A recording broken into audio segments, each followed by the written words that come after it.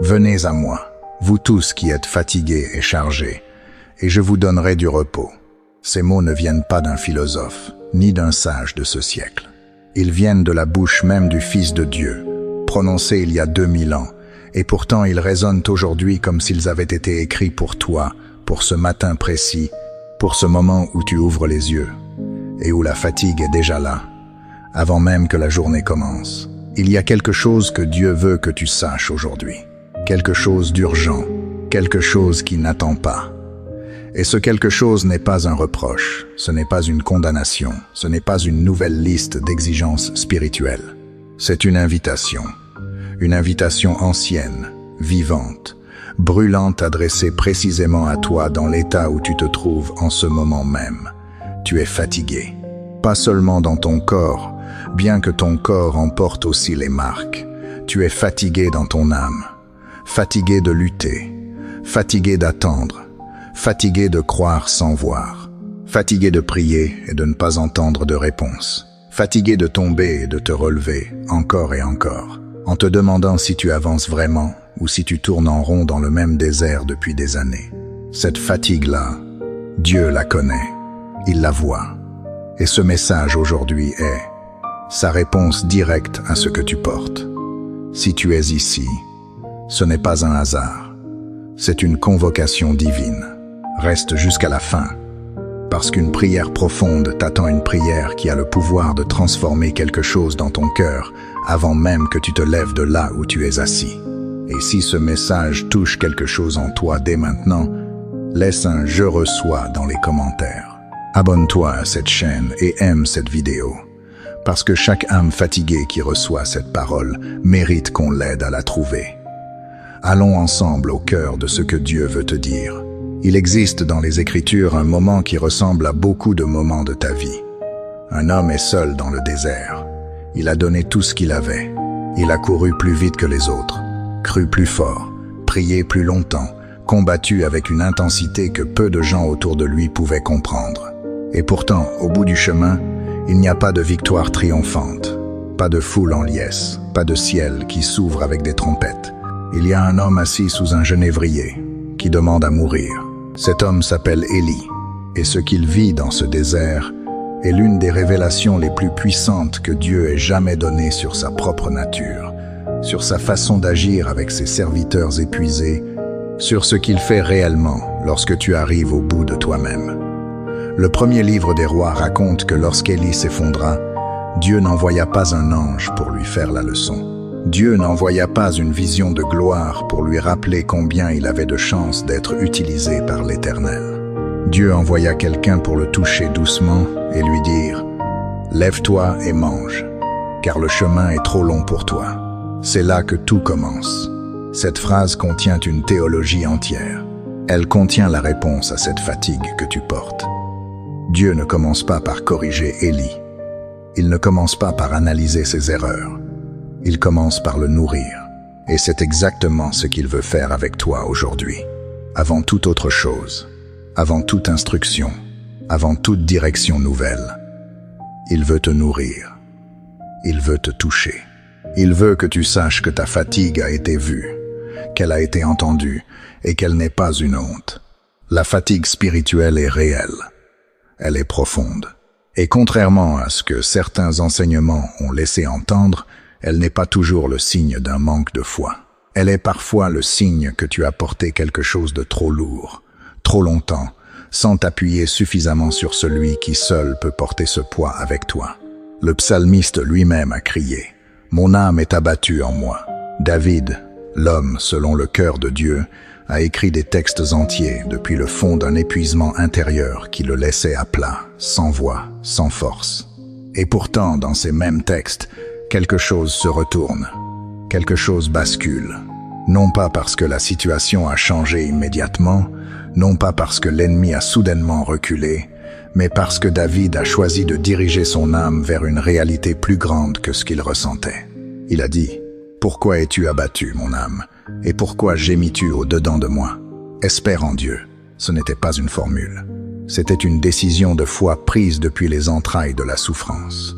Et cette décision-là, Dieu l'honore toujours. Jésus lui-même a connu la fatigue. Il est important de le dire, parce que trop souvent on présente le Christ uniquement dans sa gloire, dans sa puissance, dans ses miracles éblouissants, et on oublie que ce même Jésus s'est assis fatigué au bord d'un puits en Samarie. Il a dormi dans une barque au milieu d'une tempête, épuisé d'une fatigue si profonde que même les vagues déchaînées ne l'ont pas réveillé. Il a pleuré devant le tombeau de Lazare. Il a sué du sang dans le jardin de Gethsémane, prostré sous le poids de ce qu'il allait porter. L'auteur de l'Épître aux Hébreux dit qu'il a souffert en étant tenté, et que c'est précisément pour cette raison qu'il est capable de secourir ceux qui sont tentés. Il ne regarde pas ta fatigue de loin, depuis un trône inaccessible. Il la connaît de l'intérieur. Il l'a traversée avec une chair semblable à la tienne. Et il est donc le seul qui puisse réellement te rencontrer là où tu en es, sans minimiser ce que tu vis, sans te demander de faire semblant d'aller mieux que tu n'ailles. L'apôtre Paul a écrit aux Galates quelque chose que beaucoup de croyants connaissent par cœur, mais dont peu ont vraiment mesuré la profondeur. Ne nous lassons pas de faire le bien, car nous moissonnerons au temps convenable si nous ne nous relâchons pas. Il y a dans cette phrase une reconnaissance implicite mais profonde. Le lassement est une réalité dans la vie du croyant. Paul ne dit pas si vous êtes las, il dit quand le lassement vient. Il reconnaît que le combat spirituel est long, que la moisson tarde, que la fidélité quotidienne est un travail qui use. Et c'est dans cet espace de reconnaissance que la promesse prend tout son sens. Si tu ne te relâches pas, non pas si tu deviens surhumain, non pas si tu n'as plus jamais de doute, mais si tu continues à avancer, même lentement, même à genoux, même avec des larmes sur le visage, la moisson viendra, le temps convenable arrive. Dieu est le Dieu du moment exact, pas du moment approximatif. Et ce temps convenable, il le calcule non pas selon nos calendriers, mais selon sa connaissance parfaite de ce que ton cœur a besoin de traverser pour être prêt à recevoir ce qu'il a préparé. Ésaïe 40 peut être le chapitre le plus puissant de toute l'Écriture sur ce sujet. Il parle à un peuple en captivité, un peuple brisé, un peuple qui a vu ses espoirs s'effondrer, qui doute de la fidélité de Dieu, qui se demande si l'Éternel a oublié sa promesse. Et dans ce contexte précis, Dieu prononce l'une des déclarations les plus bouleversantes de toute la Bible. Il dit « Il donne de la force à celui qui est fatigué, et il augmente la vigueur de celui qui manque de force. Les jeunes gens se fatiguent et se lassent. Les hommes dans la force de l'âge trébuchent et tombent. Mais ceux qui se confient en l'Éternel renouvellent leur force. Ils prennent le vol comme les aigles. Ils courent et ne se lassent point. Ils marchent et ne se fatiguent point. » Il y a une progression dans ces images qui est délibérée.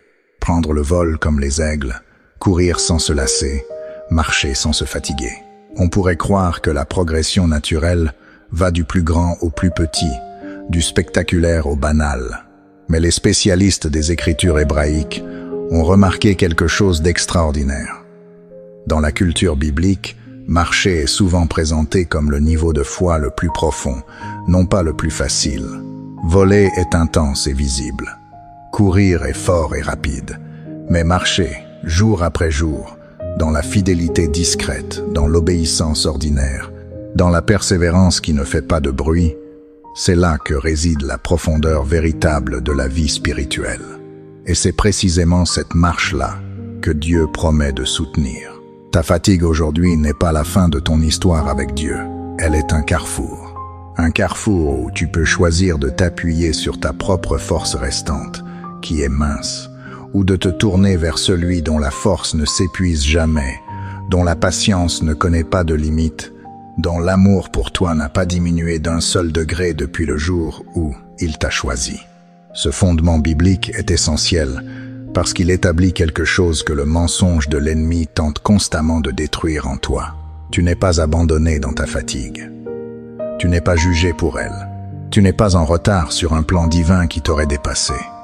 Tu es exactement là où Dieu peut te rencontrer, pourvu que tu lui ouvres la porte de cette fatigue et que tu la lui tendes comme une offrande honnête, plutôt que de la cacher sous une façade de force spirituelle que tu n'as plus.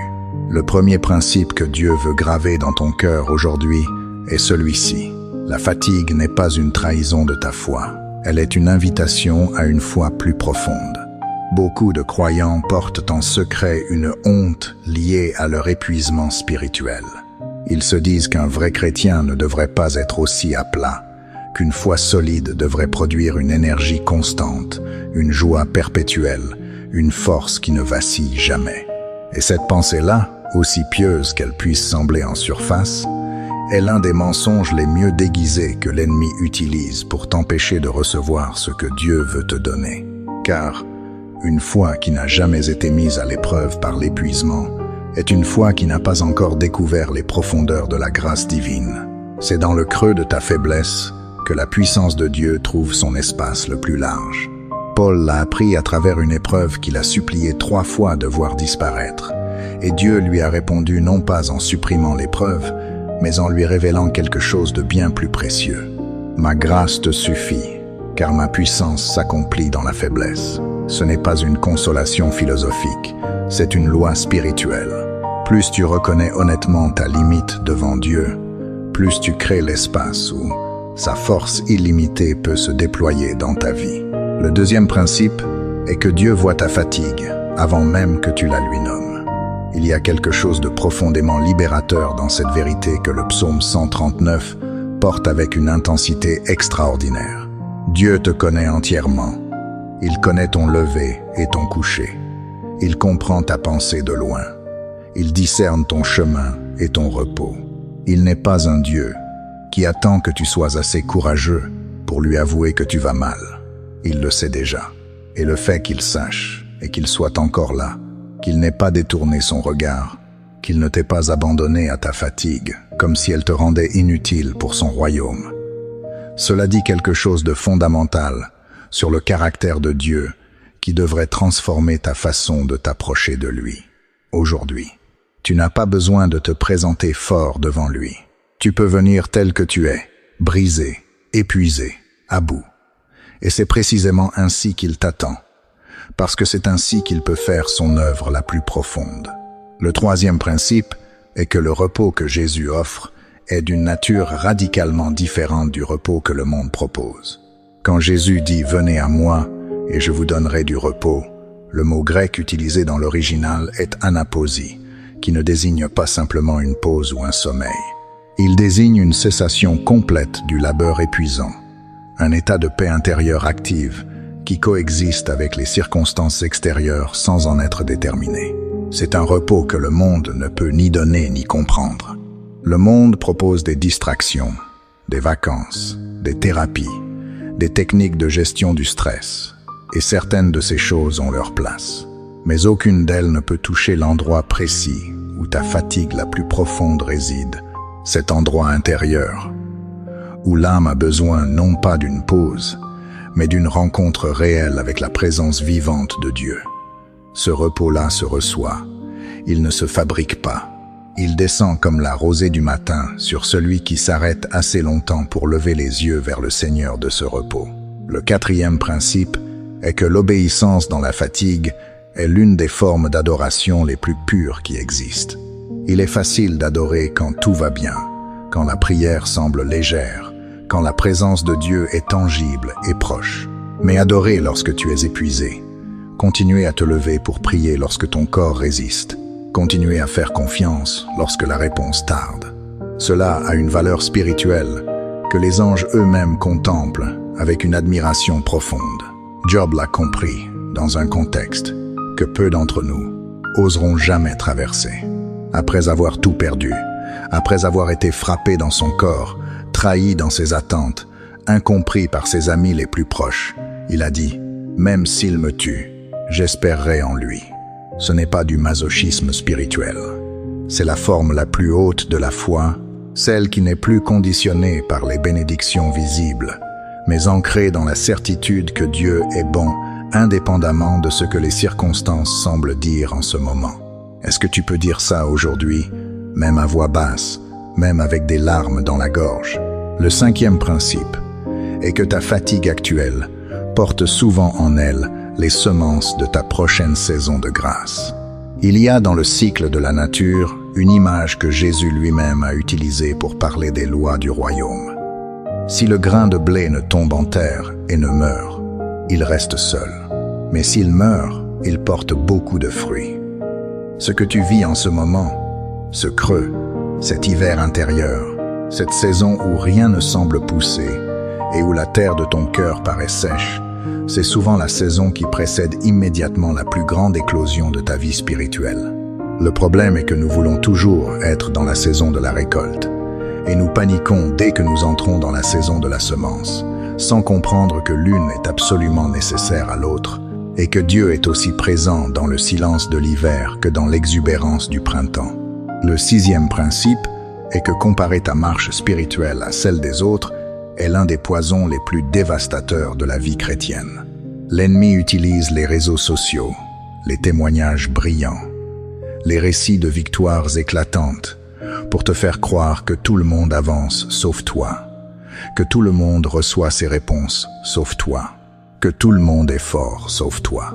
Mais Pierre a été repris par Jésus lui-même lorsqu'il s'est mis à regarder Jean et à se demander ce qu'il en serait pour lui. Et la réponse de Jésus était nette et sans appel. Toi, suis-moi, pas lui. Toi, ta course est unique. Ton chemin avec Dieu ne ressemble à aucun autre chemin. Les délais, les détours, les déserts que tu traverses ne sont pas des erreurs dans le plan divin. Ils sont des parties intégrales d'une œuvre personnalisée que Dieu accomplit dans ta vie selon une sagesse que ta compréhension actuelle ne peut pas encore embrasser pleinement. Le 7e principe est que la prière dans l'épuisement ne doit pas toujours être éloquente pour être efficace. Il y a une fausse idée répandue selon laquelle une prière puissante doit être longue, articulée, remplie de formules précises et prononcée avec une voix assurée. Mais certaines des prières les plus puissantes de la Bible tiennent en quelques mots. Pierre qui coule, crie « Seigneur, sauve-moi ». L'enfant prodigue qui rentre, prépare un discours et n'arrive même pas à le finir avant que le Père le couvre de baisers. Le publicain ne lève même pas les yeux et dit seulement « Dieu, sois apaisé envers moi qui suis un pécheur. » Dans ta fatigue, ta prière la plus vraie pourrait être simplement « Seigneur, je n'en peux plus, aide-moi. » Et cette prière-là, prononcée depuis le fond de ton épuisement avec une honnêteté totale, monte vers Dieu comme un encens précieux parce qu'elle ne contient aucune performance, aucune façade, rien que la vérité nue de ce que tu es devant lui. Si ce message t'accompagne jusqu'ici et que tu sens quelque chose se réchauffer dans ta poitrine, aime cette vidéo et abonne-toi à cette chaîne pour que d'autres âmes fatiguées puissent trouver ce chemin. Le 8e principe est que le repos ne signifie pas l'absence d'action, mais l'action depuis un lieu de paix intérieure. Beaucoup confondent le repos spirituel avec la passivité, l'attente immobile, le fait de ne rien faire jusqu'à ce que Dieu agisse. Mais Jésus dit « Prenez mon joug sur vous et apprenez de moi ». Un joug est un instrument de travail. Le repos qu'il promet n'est pas une retraite loin de la vie, c'est une nouvelle manière de vivre la vie, portée non plus par ta propre force mais par la sienne, guidée non plus par ton anxiété mais par sa paix, orientée non plus par tes peurs mais par sa vision. Le 9e principe est que Dieu utilise souvent tes saisons de fatigue pour purifier tes motivations et te ramener à l'essentiel. Quand tu es épuisé, les choses superficielles tombent. Les ambitions qui n'étaient pas vraiment de Dieu commencent à perdre leur attrait. Les relations qui n'étaient pas saines deviennent impossibles à maintenir. Et dans ce dépouillement progressif, quelque chose de pur commence à apparaître au fond de toi, une fin simple de Dieu lui-même, pas de ses dons, pas de ses miracles, pas de la reconnaissance des hommes, mais de sa présence seule. C'est souvent dans la fatigue que naît la vraie intimité avec Dieu. Le 10e principe est que tu n'es jamais seul dans cette fatigue, même lorsque tu te sens plus seul que jamais. L'auteur de l'Épître aux Hébreux présente une nuée immense de témoins, tous ces hommes et ces femmes qui sont passés par leur propre désert, leur propre nuit sans étoiles, leur propre moment où la foi semblait tenir à un fil. Abraham qui a attendu des décennies, Joseph qui a passé des années en prison pour des crimes qu'il n'avait pas commis, Moïse qui a erré 40 ans dans un désert avant de recevoir son appel, et au centre de tous ces témoins se tient Jésus, décrit comme le chef et le consommateur de la foi, celui qui a enduré la croix en méprisant la honte et qui est maintenant assis à la droite du trône de Dieu. Tu n'es pas seul. Tu fais partie d'une lignée de croyants qui ont tenu bon. Et toi aussi, tu tiendras. Il existe des vérités dans les Écritures qui sont rarement enseignées avec toute leur profondeur, non pas parce qu'elles sont cachées, mais parce qu'elles demandent une certaine maturité spirituelle pour être reçues sans être déformées. Ces vérités ne sont pas des concepts théologiques abstraits réservés aux académiciens de la foi. Elles sont des réalités vivantes, pratiques, brûlantes, capables de transformer ta relation avec Dieu d'une manière que tu n'aurais pas anticipée. La première de ces vérités profondes est que Dieu ne se dépêche jamais, et cette lenteur divine n'est pas de l'indifférence, c'est de la précision. Nous vivons dans une culture qui a fait de la vitesse une vertu absolue. Tout doit être rapide, immédiat, instantané. Et nous avons inconsciemment importé cette culture dans notre relation avec Dieu, attendant des réponses rapides, des transformations immédiates, des délivrances instantanées. Mais le Dieu des Écritures travaille dans une dimension temporelle qui transcende la nôtre. Pierre l'a exprimé avec une clarté bouleversante lorsqu'il a dit que pour le Seigneur, un jour est comme 1000 ans, et 1000 ans sont comme un jour. Ce n'est pas une façon poétique de dire que Dieu est vieux. C'est une déclaration fondamentale sur sa nature. Il n'est pas soumis au temps, il le gouverne. Et lorsqu'il tarde à répondre selon ton calendrier, ce n'est pas parce qu'il a oublié, ce n'est pas parce que ta prière est trop petite, c'est parce qu'il voit ce que tu ne vois pas encore. Il prépare ce que tu ne peux pas encore porter. Il aligne ce que ta compréhension actuelle ne peut pas encore saisir. Lazare est resté mort 4 jours, non pas parce que Jésus était en retard, mais parce que la gloire de Dieu dans cette histoire nécessitait exactement ce délai. Et la résurrection qui a suivi n'en a été que plus éclatante, plus incontestable, plus transformatrice pour tous ceux qui en ont été témoins. Ton délai n'est pas ton abandon. Ton délai est la préparation de ta résurrection. La deuxième vérité profonde est que la nuit spirituelle n'est pas l'absence de Dieu, mais souvent sa présence la plus intense et la moins reconnaissable. Jean de la Croix a parlé de la nuit obscure de l'âme. Et bien que cette expression vienne d'un mystique catholique du XVIe siècle, elle décrit une réalité que les Écritures illustrent abondamment. Jacob a lutté avec Dieu dans la nuit, et ce n'est qu'au matin qu'il a reçu son nouveau nom et sa nouvelle identité. Moïse a rencontré Dieu dans l'obscurité épaisse du Sinaï. David a écrit ses psaumes les plus profonds depuis les cavernes et les nuits d'exil. Jésus, lui-même, a passé ses nuits les plus cruciales dans la prière solitaire, et c'est dans le jardin de Gethsémane, dans la nuit la plus sombre de son ministère terrestre, que sa communion avec le Père a atteint une profondeur que nulle gloire extérieure n'aurait pu produire. Quand tu traverses une saison où Dieu semble silencieux, où la prière semble rebondir contre un plafond de béton, où la présence que tu connaissais semble s'être retirée, résiste à la tentation de conclure que Dieu s'est éloigné. Il est possible que tu sois entré dans une saison où Dieu travaille plus profondément que d'habitude, à un niveau de ton être que tes sens spirituels habituels ne peuvent pas encore détecter. C'est une saison de foi pure, non plus nourrie par les consolations sensibles, mais ancrée dans la certitude nue de la parole.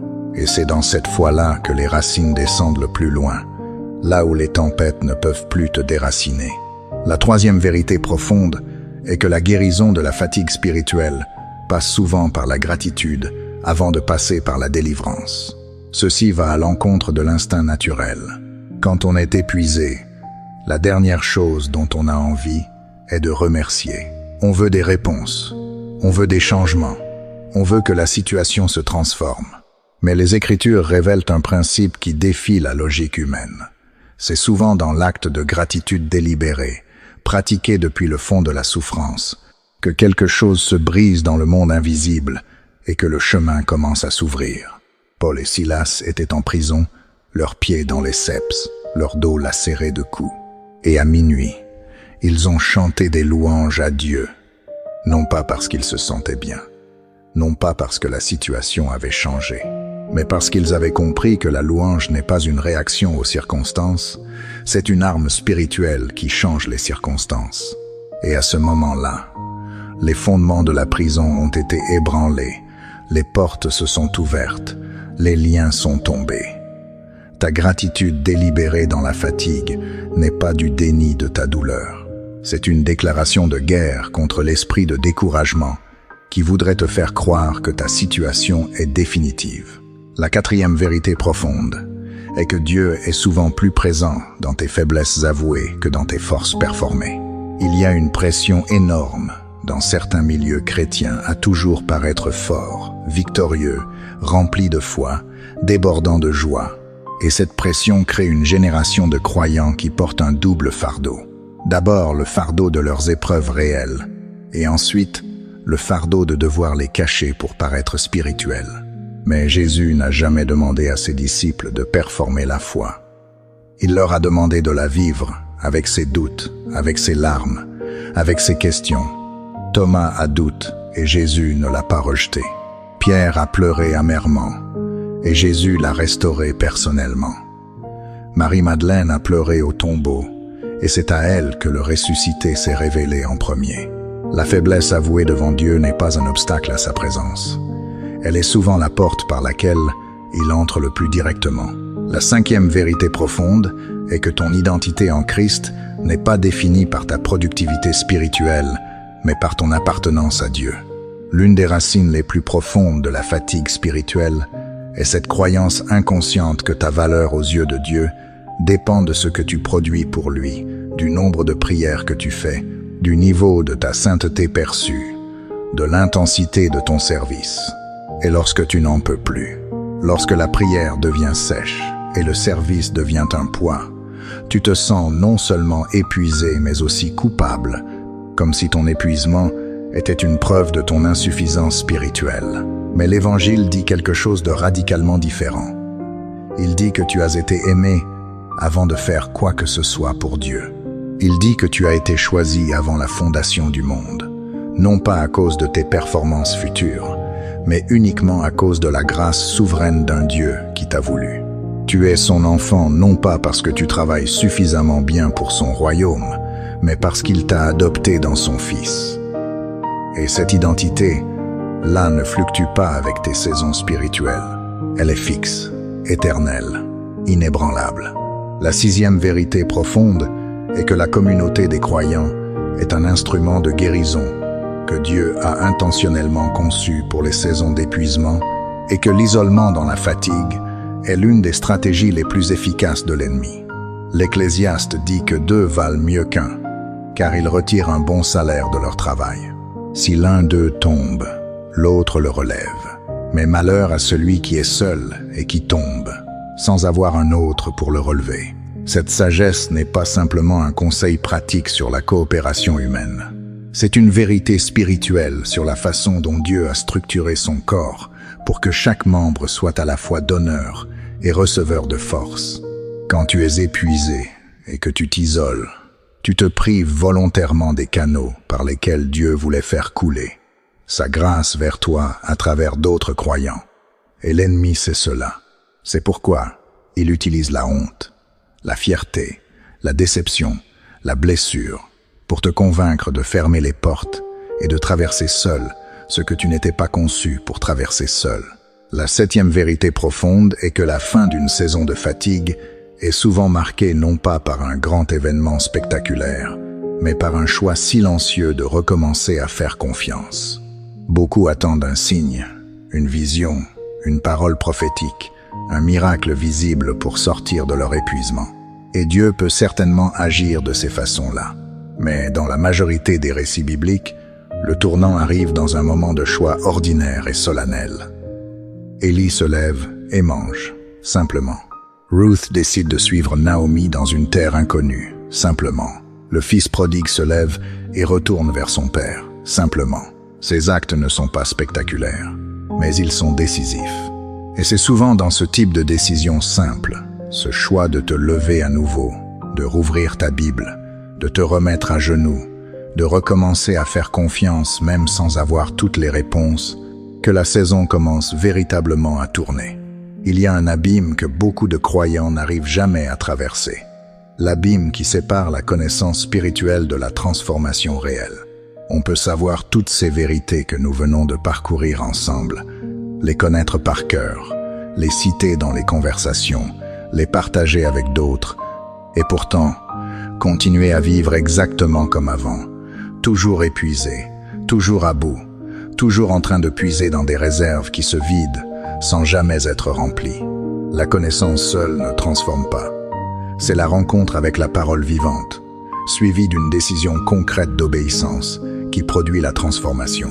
Et c'est précisément à ce passage-là que cette section t'invite non pas à acquérir davantage d'informations spirituelles, mais à poser des actes réels, aujourd'hui, dans ta vie concrète, qui vont ancrer dans ta chair et dans ton quotidien les vérités que ton esprit a commencé à recevoir.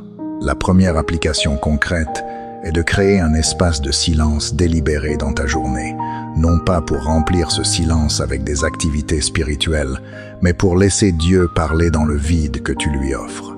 Nous vivons dans un monde saturé de bruit. Les notifications, les informations, les conversations, les médias, les préoccupations, tout cela crée un flux constant de stimulation qui noie la voix douce et subtile de l'esprit. Élie a appris cette leçon de manière extraordinaire. Après le feu, après le vent violent, après le tremblement de terre, Dieu n'était dans aucune de ces manifestations spectaculaires. Il était dans une voix douce et subtile. Et pour entendre une voix douce et subtile, il faut un silence intérieur que tu dois choisir activement de créer, parce qu'il ne se produira jamais spontanément dans la structure d'une journée moderne. Commence modestement si tu es épuisé. 10 minutes le matin, avant que le téléphone prenne le contrôle de ton attention, avant que les urgences du jour commencent à dicter leur rythme. 10 minutes où tu t'assieds devant Dieu, sans agenda, sans liste de requêtes, sans performance spirituelle. Juste toi et lui, dans l'honnêteté totale de ce que tu es en ce moment. Et dans ce silence, laisse sa présence faire ce que ta propre volonté ne peut pas faire. La deuxième application concrète est de revenir à la parole non pas comme à une discipline, mais comme à une nourriture. Il y a une différence fondamentale entre lire la Bible parce que tu te sens obligé de le faire et lire la Bible parce que tu as faim. Quand tu es épuisé, la discipline seule ne suffit plus à te nourrir.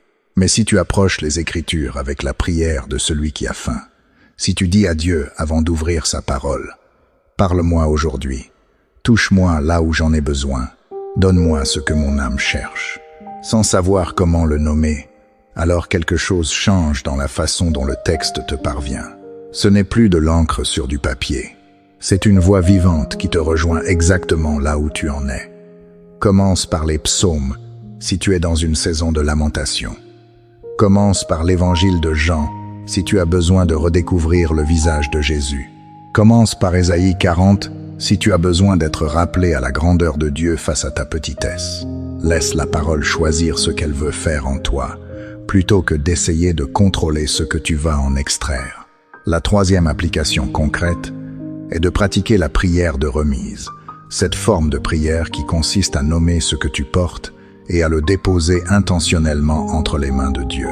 Pierre dit dans sa première épître, « Déchargez-vous sur lui de tous vos soucis car il prend soin de vous ». Le mot grec utilisé ici pour décharger implique un acte unique et décisif, pas un processus progressif. C'est l'image de quelqu'un qui porte un fardeau écrasant et qui, d'un seul geste déterminé, le transfère sur les épaules d'un autre. Dans ta prière aujourd'hui, essaie de nommer précisément ce que tu portes. Ne reste pas dans le vague.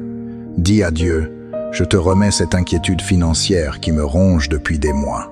Je te remets cette relation brisée qui me pèse chaque matin. Je te remets cette peur de l'avenir qui m'empêche de dormir. Je te remets cette déception spirituelle que je n'ai jamais osé lui avouer. » Et après avoir nommé chaque chose, fais le geste intérieur de la déposer. Pas de la confier pour la récupérer 1 heure plus tard. De la laisser là, dans ses mains, avec la confiance que celui qui gouverne les galaxies est capable de gouverner aussi ce petit coin de ta vie qui te semble si hors de contrôle. La quatrième application concrète est de choisir un frère ou une sœur dans la foi à qui tu vas dire la vérité sur ce que tu traverses. Pas les détails de toute ta vie intérieure, mais au moins cette vérité simple. Je suis fatigué, prie pour moi. L'épître de Jacques dit que vous devez vous confesser vos fautes les uns aux autres et prier les uns pour les autres afin d'être guéris. Il y a une guérison qui ne peut pas arriver dans l'isolement. Elle ne descend que dans la communauté, dans la vulnérabilité partagée, dans la prière intercessive de quelqu'un qui te connaît et qui se tient avec toi devant Dieu. L'ennemi a peur de cette démarche précisément parce qu'il sait ce qu'elle libère. C'est pourquoi il travaille si fort à te convaincre que personne ne comprendra, que personne n'a le temps, que tu es trop compliqué ou trop fragile ou trop différent pour oser ouvrir cette porte. Résiste à ce mensonge. Trouve une personne de confiance et dis la vérité. Maintenant, laisse-moi te raconter une histoire. Elle est inspirée de vie réelle, de chemins qui ressemblent peu. Être au tien. Il y avait une femme que nous appellerons Myriam. Non pas son vrai nom, mais son histoire vraie dans son essence. Elle avait servi Dieu pendant de nombreuses années avec une fidélité que tous ceux qui la connaissaient admiraient. Elle priait, elle donnait, elle servait dans son église, elle élevait ses enfants dans la foi, elle lisait sa Bible chaque matin. De l'extérieur, sa vie spirituelle ressemblait à un édifice solide et bien construit. Mais à l'intérieur, quelque chose s'était progressivement vidé. Les prières n'avaient plus de saveur. La louange lui semblait mécanique. La parole qu'elle lisait ne touchait plus rien en elle. Et par-dessus tout ça, une question qu'elle n'osait formuler à personne avait commencé à habiter ses nuits. Est-ce que Dieu me voit vraiment? Est-ce que tout ce que j'ai donné, tout ce que j'ai sacrifié, tout ce que j'ai attendu a été entendu? Un dimanche matin, elle est entrée dans son église avec l'intention de repartir exactement comme elle était venue, parce que c'est ce qui se passait depuis des mois. Mais ce dimanche-là, le prédicateur a ouvert son message avec une phrase que Myriam n'a pas pu entendre sans trembler. Il a dit « Dieu voit ta fatigue. Il ne t'a pas oublié. Il a un message urgent pour toi aujourd'hui. » Elle a pleuré pendant tout le service, non pas de tristesse, mais de quelque chose qu'elle a mis du temps à identifier, un mélange de soulagement, de reconnaissance et de honte dissoute. Elle avait passé des années à croire en secret que sa fatigue était une preuve qu'elle ne valait pas grand-chose aux yeux de Dieu. Et ce matin-là, quelque chose s'est brisé dans cette croyance. Après le service, elle n'a pas attendu que les circonstances changent. Elle n'a pas attendu de ressentir quelque chose de différent. Elle a simplement pris une décision.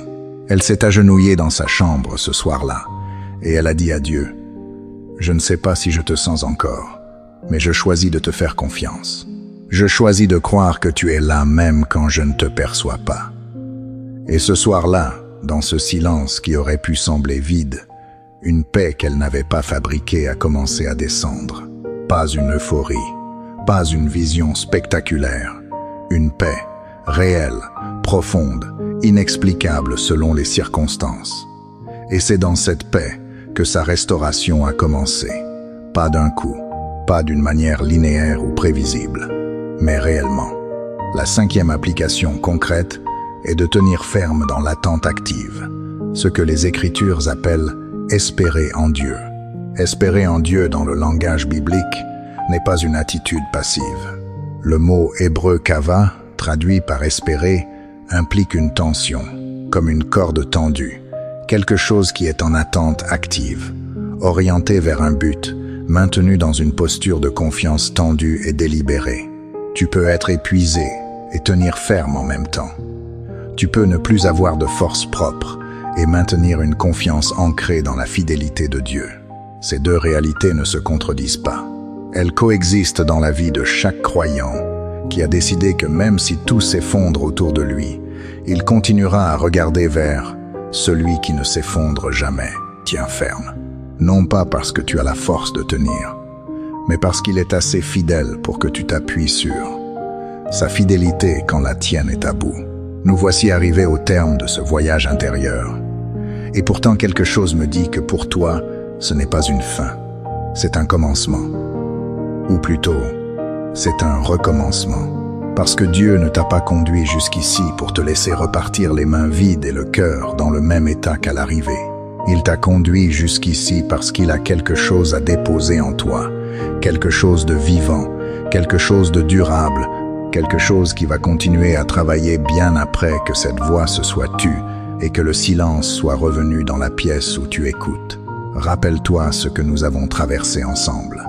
Nous avons vu qu'Élie s'est effondré sous son genévrier et que Dieu n'a pas commencé par le corriger mais par le nourrir. Nous avons vu que la fatigue spirituelle n'est pas une honte, mais une porte d'entrée vers une foi plus profonde et une dépendance plus réelle de la grâce divine. Nous avons vu que Jésus connaît ta fatigue de l'intérieur, non pas comme observateur lointain, mais comme celui qui a porté une chair semblable à la tienne et qui a sué du sang dans un jardin avant de porter une croix. Nous avons vu que le repos qu'il offre n'est pas une pause temporaire, mais une transformation de la façon dont tu portes ta vie, non plus avec tes seules forces, mais avec les siennes. Nous avons vu que Dieu ne se dépêche pas, et que cette lenteur divine n'est pas de l'indifférence, mais de la précision. Nous avons vu que la nuit spirituelle n'est pas l'absence de Dieu, mais souvent sa présence la plus profonde et la plus transformatrice. Nous avons vu que ta gratitude délibérée dans la souffrance est une arme spirituelle, que ta faiblesse avouée est une porte ouverte à sa force, que ton identité en Christ ne dépend pas de ta productivité spirituelle, mais de ton appartenance éternelle à un Père qui t'a choisi avant que tu puisses faire quoi que ce soit pour mériter cet amour. Nous avons vu que le silence délibéré, la parole reçue comme nourriture, la prière de remise, la communauté des croyants et l'espérance active sont des instruments concrets que Dieu met entre tes mains pour que la transformation ne reste pas dans le domaine de la belle intention, mais devienne une réalité vécue jour après jour. Et nous avons rencontré Myriam, cette femme dont l'histoire ressemble peu, être à la tienne, qui a choisi de faire confiance depuis un endroit vide et qui a découvert que Dieu honore précisément ce type de foi. La foi qui ne s'appuie plus sur les sensations, mais sur la certitude nue que Dieu est qui il dit être. Tout cela, Dieu te l'a dit aujourd'hui parce qu'il te voit. Non pas la version de toi que tu présentes aux autres, non pas la version de toi que tu voudrais être, toi, tel que tu es, avec ta fatigue, avec tes questions, avec les couches de déception et d'espoir mêlés qui constituent l'étoffe de ta vie intérieure en ce moment. Il te voit et il dit quelque chose de précis, quelque chose qui n'est pas une formule générique destinée à des millions de personnes, mais un message qui porte ton nom, qui connaît le poids exact que tu portes, qui sait combien de fois tu as failli abandonner et combien de fois tu as tenu malgré tout. Ce qu'il dit est ceci: je t'aime d'un amour éternel, c'est pourquoi je t'attire avec bonté. Ce verset de Jérémie 31 n'est pas une déclaration romantique abstraite. C'est une réalité qui devrait changer la façon dont tu te lèves demain matin. Tu n'es pas en train de courir après un Dieu qui se dérobe.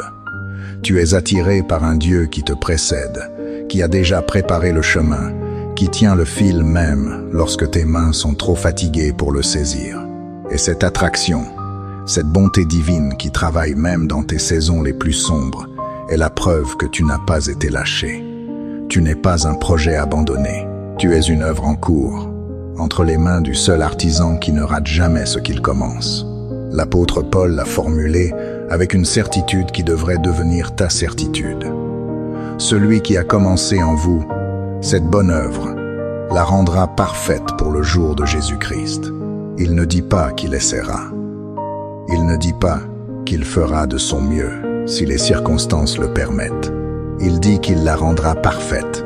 La même puissance qui a ressuscité Jésus d'entre les morts est la puissance qui travaille en toi en ce moment même, même si tu ne la sens pas, même si tout semble immobile et silencieux. La résurrection ne s'est pas produite dans le bruit et le spectacle. Elle s'est produite dans le silence du tombeau, dans l'obscurité absolue, sans aucun témoin humain pour la voir s'accomplir. Et c'est précisément dans ce type de silence intérieur que Dieu accomplit souvent ses œuvres les plus profondes et les plus irréversibles. Avant de terminer, je veux que tu reçoives cette prière. non pas comme une formule rituelle, mais comme une déclaration vivante sur ta vie, prononcée depuis ce lieu de foi et d'amour pour ton âme. Père céleste, tu vois celui qui écoute en ce moment. Tu connais chaque couche de sa fatigue, chaque nuit sans sommeil, chaque prière qui semblait ne pas monter plus haut que le plafond, chaque matin où il s'est levé sans savoir comment traverser la journée qui s'annonçait. Tu connais les rêves différés, les promesses qui tardent, les blessures qui n'ont pas encore cicatrisé, les doutes qui viennent parfois frapper à la porte de son cœur, dans les heures les plus sombres. Et tu es là. Tu n'as pas détourné ton regard. Tu n'as pas changé d'avis sur cette vie. Tu n'as pas retiré ton appel, ton amour, ta présence, même dans les saisons où il semblait introuvable. Alors aujourd'hui, Père, fais quelque chose que seul tu peux faire. Descends dans les endroits de cette âme que personne d'autre ne connaît. Touche ce qui est brisé avec une douceur que seule ta main peut avoir. Ranime ce qui s'est éteint. Restaure ce qui a été perdu. Rappelle à cette âme qui elle est en ton Fils, non pas selon ses performances, non pas selon ses réussites ou ses échecs spirituels, mais selon la grâce souveraine et inaltérable de celui qui l'a choisi avant la fondation du monde. Donne-lui la force de se lever encore une fois. Donne-lui la foi de faire confiance encore une fois. Donne-lui la paix qui dépasse toute intelligence. Cette paix que le monde ne peut ni donner ni comprendre, et qui monte la garde autour du cœur et de l'esprit de ceux qui sont en Jésus-Christ. Et que tout ce qui a été semé dans cette âme aujourd'hui par ta parole porte du fruit, 30 fois, 60 fois, 100 fois, au moment convenable que toi seul connais et prépares. Au nom de Jésus, que cela soit fait. Amen. Si cette prière a touché quelque chose en toi, si quelque chose s'est déplacé dans ton cœur pendant ce message, je t'invite à l'exprimer dans les commentaires. Écris simplement « Je reçois » ou partage en quelques mots ce que Dieu a déposé en toi aujourd'hui. Ton témoignage est une semence pour l'âme de quelqu'un d'autre qui lira tes mots et qui en aura précisément besoin à ce moment-là. Partage cette vidéo avec quelqu'un qui est fatigué en ce moment. Lydie, tu ne sais pas toujours qui dans ton entourage porte un poids silencieux, qui sourit le matin et pleure la nuit, qui continue à avancer en apparence et qui est à bout en réalité. Ton partage pourrait être la main tendue que Dieu utilise pour les atteindre. Abonne-toi à cette chaîne si tu veux continuer à marcher dans cette profondeur.